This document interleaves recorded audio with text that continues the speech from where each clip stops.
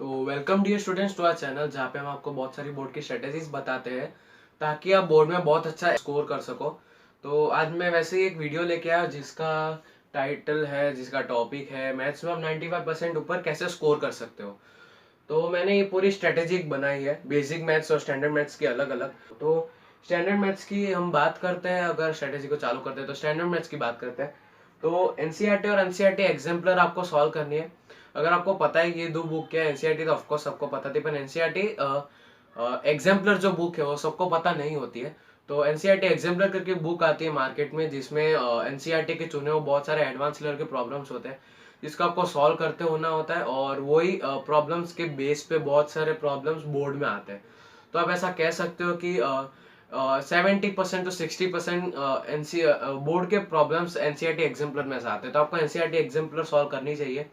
और बहुत लोगों को पता नहीं होता एनसीईआरटी एग्जाम्पलर के बारे में। जो टॉपर एकदम हाई लेवल के लोग होते हैं, जो 95% के ऊपर लाते हैं, वो most of NCERT exemplar solve करते हैं। मेरे भी मैथ्स में एनसीईआरटी एग्जाम्पलर सॉल्व करके ही 95 ऊपर आए हैं। तो इसलिए मैं आपको रिकमेंड कर रहा हूँ कि आप एनसीईआरटी एग्जाम्पलर भी सॉल्व करो, क्योंकि एनसीईआरटी तो सब सॉल्व करते हैं, पर जो टॉपर और जो एवरेज स्टूडेंट के बीच में जो डिस्टिंग्विशिंग पॉइंट होता है, तो वही मैं आपको बता रहा हूँ कि एनसीईआरटी एग्जाम्पलर और एनसीईआरटी आपको सॉल्व करनी है minimum at least half an hour आपको सॉल्व करना है हर रोज आपको हाफ एन आवर सॉल्व करना है। तो अगली जो मैंने बुक लिखी हुई इधर, अब आपको सबको पता होगा कि आर डी शर्मा कितनी हार्ड बुक है, आर एस अग्रवाल कितनी हार्ड बुक है। पर मेरे हिसाब से आपको आर डी शर्मा सॉल्व करनी है, क्योंकि आप स्टैंडर्ड मैथ्स ले रहे हो और आपके मैथ्स में बहुत सारे वेराइटी के क्वेश्चंस आते हैं, और उन वेराइटी के क्वेश्चंस को क्रैक करने के लिए, उनको सॉल्व करने के लिए आपको आर डी शर्मा करना जरूरी है। ऐसा इसलिए क्योंकि आर डी शर्मा में बहुत सारे हार्ड हार्ड और वेराइटी के क्वेश्चंस होते हैं। Hard is not the exact word to portray this book, but you can also say that these questions have the level of the above average and below hard level questions. Okay, these are not that hard, so you can crack that in an instant. So आपको are D Sharma solve करनी है, और are D Sharma में आपको question solve करने हैं। ऐसा नहीं है कि आपको बहुत सारे क्वेश्चन सॉल्व करने हैं, और ऐसा भी नहीं कि आप एनसीईआरटी 50% सॉल्व कर रहे हो और आर डी शर्मा 50% सॉल्व कर रहे हो। अगर मुझे आपको उसका कोई डेफिनेट रेशियो बताना हो, तो मैं आपको सजेस्ट करूंगा कि आप NCERT to R D Sharma 80 to 20% के रेशियो में सॉल्व करो। 80% एनसीईआरटी सॉल्व करो, 20% आर डी शर्मा सॉल्व करो। तो ये आपका जो है वो एक मेरी तरह से परफेक्ट कॉम्बिनेशन है मेरे हिसाब से, जो कि आपको बोर्ड में अच्छे से मार्क्स ला सकता है। अब जैसे कि ऑब्वियस है, बोर्ड में यही सब मैटर नहीं करता कि आप कितने सम सॉल्व करके जा रहे हो, आप कितने अच्छे से सम सॉल्व कर रहे हो, आपको कितनी नॉलेज है कॉन्सेप्ट्स की, आपका ग्रास्पिंग पावर कितना चाहिए, ये सब नहीं होता। बोर्ड में जो एक डिस्टिंग्विश करती है उसको एनटीएससी जैसे कॉम्पिटिटिव एग्जाम से, वो है उसका पैटर्न। मतलब जैसे कि आप बोर्ड में कैसे लिखते हो, बोर्ड में आप प्रेजेंट कैसे करते हो अपने न्यूमेरिकली आंसर को, और बोर्ड में आप उसको कितना प्रेजेंटेबल दिखाते हो, आप अपना आंसर कितना एग्जामिनर को इजी टू चेक बनाते हो, वो सब भी बोर्ड को एक बहुत ज्यादा कॉम्पिटिटिव एग्जाम टाइप बनाता है। इसलिए वो बहुत ज्यादा हार्ड मानते हैं लोग। पर मेरी मानो कि बोर्ड एग्जाम उतना हार्ड नहीं होता है। मैं भी वही सोच रहा था, बोर्ड एग्जाम हार्ड होता है, पर बोर्ड एग्जाम हार्ड नहीं होता है। तो आप अगर एनसीईआरटी एग्जाम्पलर और आर डी शर्मा सॉल्व करो, आपके पास प्रॉपर टेक्निक हो आंसर्स को लिखने की, प्रॉपर वे हो आंसर को प्रेजेंट करने का, तो आपके श्योरली मैथ्स में 100 out of 100 आ सकते हैं। In most case scenario that 100 out of 100 is not possible, so I have achieved the target of 95%, 95 marks plus out of 100 in maths, so you can achieve the same too. So अब next बात करते हैं sample papers की। तो आपको सबको पता होता है कि सब टीचर्स हम लोग को बोलते हैं कि सैम्पल पेपर सॉल्व करो। सारे के सारे सैम्पल पेपर्स आपको जितने भी दिए होते हैं रेफरेंस बुक में, सबके सब सॉल्व करो, ऐसा नहीं होता है। अगर आपको सैम्पल पेपर सॉल्व करनी है, तो उस बार की आप सैम्पल पेपर सॉल्व कर सकते हो जिसके मैंने देखे उस बार के सैम्पल पेपर्स, वो काफी ज्यादा है और स्टैंडर्ड के टू द पॉइंट लेवल के हैं। तो जैसे कि ऐसा नहीं होगा कि अगर आप बेसिक का सैम्पल पेपर सॉल्व कर रहे हो उसमें स्टैंडर्ड लेवल के क्वेश्चन आएंगे, ऐसा नहीं होगा। स्टैंडर्ड लेवल का क्वेश्चन पेपर सॉल्व कर रहे हो, बेसिक के क्वेश्चन आएंगे, ऐसा नहीं होता। अगर आप स्टैंडर्ड का एक क्वेश्चन सॉल्व कर रहे हो तो आपको स्टैंडर्ड लेवल के क्वेश्चन आएंगे उसमें। तो ये एक बहुत अच्छी बात है उस वाल की। तो उस वाल में बहुत सारे वेराइटी और बहुत सारे टाइप ऑफ क्वेश्चंस होते हैं, जिसमें बहुत सारे टू प्रूव और थियरम वाले भी बेस्ड पे भी क्वेश्चंस होते हैं। तो आपको सैम्पल पेपर्स सॉल्व करने से, because sample papers can help you achieve your goal. And sample papers ऐसा नहीं कि आपको 10 में से 10 सॉल्व करना है। अगर आप एवरेज बच्चे हो तो आपको 6 to 7 sample papers out of 10 solve करने, क्योंकि 10 out of 10 sample paper solve करना is a very hard thought on the mind. Okay, so अगर आप टॉपर स्टूडेंट हो जिसको मतलब पॉलिशिंग करके आपको 100 लाने ही है, 100 आउट ऑफ 100, तो आप sample papers 10 out of 10 solve कर सकते हो, उसमें कोई बुराई नहीं है। वन एवरेज बच्चों के लिए आपको average 6 to 7 sample paper solve करने हैं उस वार की बुक में से। तो बात करते हैं थियरम और टू प्रूफ क्वेश्चंस की। तो थियरम और टू प्रूफ क्वेश्चंस जो ऐसे क्वेश्चंस हैं जिन्हें सबकी नाक में दम करके रखा है। टू प्रूफ क्वेश्चंस में आपको क्वेश्चन को आंसर को लिखना कैसे है, बाद में उसको प्रेजेंट कैसे करना है, चालू कहाँ से करना है, कौन सी मेथड से प्रूव करना है, कौन सी टेक्निक से प्रूव करना है, वो सब आपको बहुत बार टीचर्स नहीं बताते। टीचर्स आपको सिर्फ सॉल्व करने का तरीका बताते या फिर आपको सॉल्व करके दे देते। जो मेथड होता है, जो वे होता है सॉल्व करने का, आपको टीचर्स नहीं बताते। तो वही अगर आपको मेथड और वे जानना हो टू प्रूफ क्वेश्चंस को सॉल्व करने का, तो आप एनसीईआरटी के जो थियरम होते हैं, जो आपको क्लास टीचर अपने आप से बताता है, वो थियरम का आप अपना एक्स्ट्रा एफर्ट लेके एनसीईआरटी में से स्टडी करके उसमें जो जैसे लिखा होता है क्वेश्चंस को, जैसे आंसर्स को लिखा होता है, जैसे को प्रेजेंट किया होता है, वैसे आप स्टडी करके उसको अपने बोर्ड के पेपर में अप्लाई कर सकते हो। तो अगर आप थियरम के बेस पे अगर आप टू प्रूफ क्वेश्चंस को सॉल्व करते हो बोर्ड के अंदर, तो आपके आंसर्स बहुत ज्यादा प्रेजेंटेबल लगता है, आपके आंसर्स बहुत ज्यादा accurate and to the point लगते हैं, जो कि एग्जामिनर को चेक करने में बहुत ज्यादा इजी लगता है, इसलिए वो आपके आंसर्स को हमेशा सही देता है। तो आपको थियरम के बेस पे ही टू प्रूफ क्वेश्चंस करने हैं और आपको बहुत ज्यादा इजी पड़ेंगे। जैसे सर्कल्स और ट्राइंगल्स जैसे चैप्टर है, उनमें बहुत सारे टू प्रूफ क्वेश्चंस है जो कि बहुत ज्यादा लेंदी है, बहुत ज्यादा कॉम्प्लेक्स है, तो उसमें आपको थियरम यूज करके सॉल्व करना है। तो उसके बाद मैं आपको बात करूंगा मेक क्वेश्चंस की। तो this is the distinguishing point between the average and topper students, that average students follow others question whereas topper students make their own questions. So making questions जो आपको हेल्प करता है क्वेश्चंस बनाने से, जैसे कि आपको बोर्ड में मैंने बहुत बार बोला ये वीडियो में कि आपको वैरायटी के क्वेश्चंस करने होते हैं, तो वो वैरायटी के क्वेश्चंस आप खुद से भी बना सकते हो। अगर आप खुद से क्वेश्चंस बनाओगे तो आपने जो क्वेश्चंस कंस्ट्रक्ट किया है उसे सॉल्व करने का तरीका आपको बहुत अच्छे से पता है, क्योंकि क्वेश्चंस आपने ही बनाए हैं। तो क्वेश्चन आपके क्वेश्चन सॉल्व करने से आपकी टेक्निक भी इम्प्रूव होती है, आपका जो वे होता है क्वेश्चन सॉल्विंग का वो भी इम्प्रूव होता है, आपका जो प्रेजेंटेबल तरीका होता है वो भी इम्प्रूव होता है मेकिंग क्वेश्चन से। सो आप अगर इतना टारगेट रख रहे हो बोर्ड में, तो आपको क्वेश्चंस बनाना जरूरी है। मैं ऐसा नहीं कह रहा हूँ कि आप हर रोज 1-2 घंटा दो, लेकिन आप हफ्ते में 1 घंटा एटलीस्ट क्वेश्चंस बना के उसको सॉल्व करने में बिता सकते हो। तो वो जो है आपकी जो टार्निशिंग और पॉलिशिंग करता है, ताकि आप 95 ऊपर मार्क्स ला पाओ बोर्ड के अंदर। तो making questions is a must if you want to score above 95 in 100, above 95 out of 100 in maths. So moving on to the next point, the next point is solving 30 questions a day. So इस point की जब बात करते हो, तो सबको पता होता है कि सब पूछते हैं कि कितने क्वेश्चन सॉल्व करने चाहिए दिन में, कितने टाइम देना चाहिए क्वेश्चन सॉल्विंग को। तो मेरे हिसाब से आपको ज़्यादा टाइम नहीं देना चाहिए क्वेश्चन सॉल्विंग में। अगर आप कोई आर डी शर्मा जैसी बुक से कर रहे हो, आपको मिनिमम 30 क्वेश्चन सॉल्व करने। अगर उससे ज़्यादा करोगे, उससे ज़्यादा आपकी लिमिट है, तो आप उससे उतना भी सॉल्व कर सकते हो। वन मिनिमम आपको 30 क्वेश्चन सॉल्व करने, because this helps you in developing the technique to solve your questions. So you have to solve at least 30 questions a day, okay, from today till the date of your exam। आज से लेके आपके exam तक के आपको हर रोज 30 question solve कर रहे हैं, no matter what. Okay, no matter what. So ये तो बात होगी स्टैंडर्ड के पेपर की।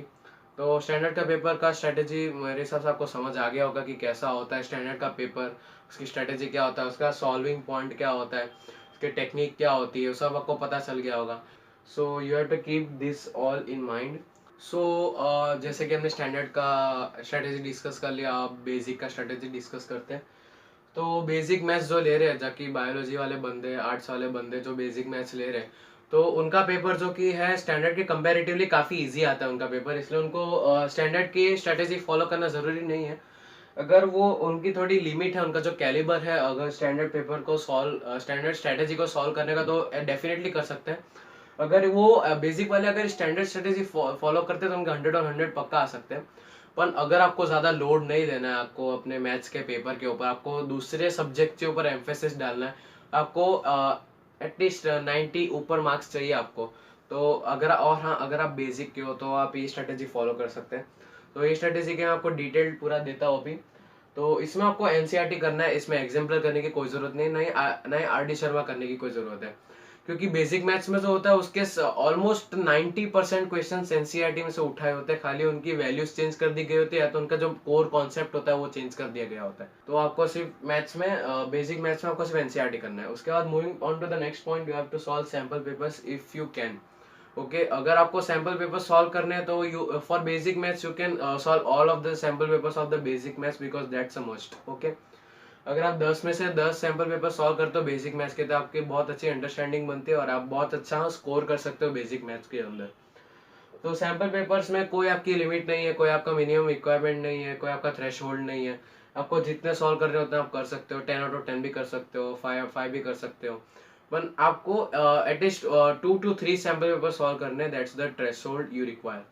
सो बात करते हैं थियरम के, तो जैसा मैंने पॉइंट इधर बताया था स्टैंडर्ड मैथ्स में आपको थियरम पढ़ना है और थियरम को स्टडी करके आपको अपने टू प्रूफ क्वेश्चंस बनाने, तो वही सेम टू सेम आपको इधर अप्लाई करना है। पर ये जो लेवल पे था, ये जो पॉइंट पे था या फिर ये जो डिफिकल्टी पे था, उस डिफिकल्टी पे आपको थियरम्स को स्टडी करके इधर अप्लाई करने की जरूरत नहीं है, क्योंकि थियरम काफी स्ट्रेट फॉरवर्ड होता है एनसीईआरटी के अंदर। सो उसके बाद बात करते हैं मेन चैप्टर्स की। अगर अगर आप बेसिक मैथ्स कर रहे हो, आप दूसरे सब्जेक्ट्स पे एम्फेसिस देना चाहते हो ज़्यादा और आपका मैथ्स का सिलेबस अब तक पूरा नहीं हुआ है, तो आप जो मेन चैप्टर्स है जैसे कि ट्रिग्नोमेट्री, एप्लीकेशंस ऑफ ट्रिग्नोमेट्री, बाद में ट्राइंगल्स, सर्कल्स और प्रोबेबिलिटी, स्टैटिस्टिक्स, ये सब आपको करने ही करने। और मेन आपके 70 to 80 मार्क्स आउट ऑफ 100 आ जाएंगे आपके। और हाँ, surface area and volume, sorry मैं उसको नहीं बोल सकता, बहुत ज़्यादा इंपॉर्टेंट चैप्टर है सरफेस एरिया एंड वॉल्यूम बी। तो अगर आप ये सारे चैप्टर्स करते हो सिर्फ, तो भी आपके 70 ऊपर आ सकते हैं 100 में से। और you can achieve your desired target just by applying the concepts of the main chapters in the problems in the board exams. Okay, if you don't want to go through all of the syllabus just before 3 months of the exam, then you can apply this strategy point and get the desired results. So main chapters का तो आपको पता चल गया कि कौन से main chapters के मैंने नाम लिए और उन मेन चैप्टर्स में से आपको कैसे सॉल्व करना है उनको।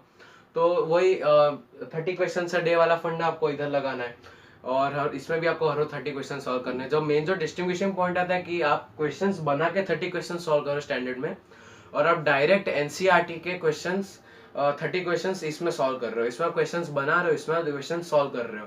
तो ये जो डिस्टिंग्विशिंग पॉइंट आता है, ये जो पॉइंट ऑफ डिफरेंस आता है स्टैंडर्ड और बेसिक के ऊपर, ये वो है। अब इसमें जो मैंने सेक्शन डी लिखा हुआ है वो मैंने पर्सनल प्रेफरेंस के ऊपर से लिया हुआ है, क्योंकि स्टैंडर्ड पेपर में आपको सेक्शन ए से चालू करना है, सेक्शन ए से।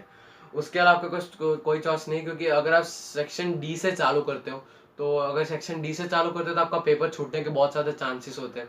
तो इसमें आपको सेक्शन डी से ही चालू करना है, क्योंकि बेसिक में बहुत ज़्यादा to the point and concise numericals होते हैं जिसका आप क्विकली सॉल्व कर सकते हो। और अच्छे से सेक्शन डी पहले खत्म करके 4 मार्क वाले इंपॉर्टेंट क्वेश्चंस खत्म करके आप तुरंत जंप कर सकते हो प्रीवियस सेक्शन सॉल्व करने के लिए। फिर ये जस्ट एक चॉइस है, अपन अगर आप करना चाहो तो सेक्शन डी से भी चालू कर सकते हो, बस स्टैंडर्ड में आपको सेक्शन ए से ही चालू करना है।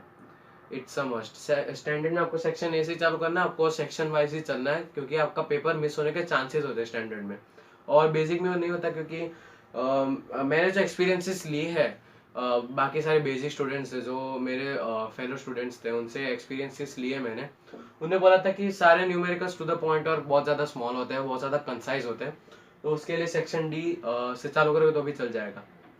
अब ये तो स्टैंडर्ड और बेसिक मैथ्स की स्ट्रेटेजी हो गई। अब बात करते हैं ड्यूरेशन की, कि आपको कितना ड्यूरेशन में आपको पढ़ना है ओवरऑल। तो ड्यूरेशन का पॉइंट मैंने इधर लिखा हुआ है और ड्यूरेशन में इधर मैंने लिखा हुआ है 3 hours a day for standard. Okay, और स्टैंडर्ड में इसलिए मैंने 3 आवर्स अ डे लिखा क्योंकि मैं आपको ऑलरेडी बता चुका हूँ कि स्टैंडर्ड का जो लेवल है वो प्रीवियस ईयर के बोर्ड एग्जाम जितना ही लेवल आता है उसका, इसलिए आपको आज से लेकर आपकी एग्जाम के डे तक 3 hours a day standard practice करना है, जिसमें 3 आवर्स अ डे के अंदर आपके सारे पॉइंट्स इंक्लूड हो जाते हैं। मैंने कैलकुलेशन करके देख लिया, आप भी कैलकुलेशन करके देख सकते हो। तो 3 आवर्स अ डे के अंदर आपके सारे ये पॉइंट्स इंक्लूड हो जाते हैं। और बेसिक्स की बात करते हैं तो 2 hours a day is a must. और बेसिक्स में आपको ज़्यादा कंसाइज होने की ज़रूरत नहीं, ज़्यादा स्पेसिफिक होने की ज़रूरत नहीं है। आप 2 आवर्स अ डे के अंदर भी you can achieve desired results. So 2 hours a day for basics, 3 hours a day for standard. अब 2 hours a day जो मैंने स्टैंडर्ड के लिए वापस लिखा हुआ है, ये मैंने लिखा होगा कि बोर्ड एग्जाम्स के बीच में जो ड्यूरेशन आते हैं आपके 4-5 दिन के जो गैप आते हैं, 2 सब्जेक्ट्स के अंदर। तो मानो आपका अगला एग्जाम मैथ्स, आपके पास 4 दिन का गैप है, तो वो 4 दिन में आपको ज्यादा कुछ करना नहीं, आपको सिर्फ रिविजन करना है। इसलिए मैंने आपको 2 आवर्स अ डे बोला हुआ है। 2 आवर्स अ डे आपको उसके बीच में करना है, आपको सिर्फ रिविजन करना है उस वक्त, आपको ज्यादा एम्फेसिस देना नहीं है ये सब स्ट्रेटेजी के ऊपर। जो although you can also give emphasis on the strategy during the board exam, but you have to practice at least for 2 hours a day. You can also practice more than 2 hours a day according to your caliber, but I would suggest that you practice for 2 hours a day minimum, and also maximum if possible. Okay, so आपको revision के बीच में 2 hours a day practice करना, बाकी आपको अपने mind के ऊपर ध्यान देना है। तो ये थी मेरी पूरी मैथ्स की स्ट्रेटेजी। अब इसमें जो मैं एक स्पेशल पॉइंट इंक्लूड करना चाहूंगा, जो मैंने ऊपर लिखा है न्यूमेरिकल स्टैटिस्टिक्स के ऊपर। तो statistics is the only concept in the class 10th mathematics that requires the rectification or memorizing power of the formulas to be solved. Okay, अगर आप फॉर्मूलाज याद करते हो तो ही आपके स्टैटिस्टिक्स के क्वेश्चन सॉल्व होते हैं आपसे, वरना सॉल्व नहीं होते। जैसे मीन का एक लंबा फॉर्मूला है, 2-3 फॉर्मूला है, बाद में मीडियन के लंबा फॉर्मूला है, मोड का एक लंबा फॉर्मूला है, स्टैंडर्ड डेविएशन, वो स्टैंडर्ड डेविएशन एनटीएससी लेवल पे आता है, पर फिर भी अगर आपको स्टैटिस्टिक्स के कोई न्यूमेरिकल सॉल्व करने, then you have to memorise the formulas. other than that the technique won't work in statistics. okay, so statistics में आपको फॉर्मूला याद करके रखने, जबकि सरफेस एरिया एंड वॉल्यूम की बात करते हो आप, तो उसमें भी आपका फॉर्मूला कहीं ना कहीं याद रह जाते हैं, क्योंकि एक शेप में से उसके रेफरेंस लेके दूसरे शेप का भी फॉर्मूला निकल जाता है आपके पास कहीं ना कहीं से। जबकि स्टैटिस्टिक्स में ऐसा नहीं होता है, आप मीन के फॉर्मूला में से मीडियन का फॉर्मूला नहीं निकाल सकते हो unless you use the special formula. Okay, you know what formula I am talking about. So statistics में आपको थोड़ी अलग मेथड लगानी पड़ती है, पर जो मैंने बताया वो ही आप यूज करके अच्छे से स्टैटिस्टिक्स में भी मार्क्स ला सकते हो। और that's the overall strategy of maths that you need to follow if you want to score above 95 in 100 out of 100 in maths. So you can follow this strategy and move aside, so that you can take the screenshot of this strategy and you can follow it every day. So I step aside. So I hope you have taken the screenshot, and if you like this video then you can possibly comment down and like this video. और आपको ऐसे videos चाहिए तो comment down भी कर सकते हो कि हमें और ऐसे स्ट्रेटेजी वीडियोस चाहिए, और टॉप 10 बुक्स वाले वीडियोस चाहिए, ऐसे बहुत सारे टाइप के वीडियोस आते हैं, उसके लिए आप कमेंट डाउन भी कर सकते हो। सो आई होप इट हेल्प्स।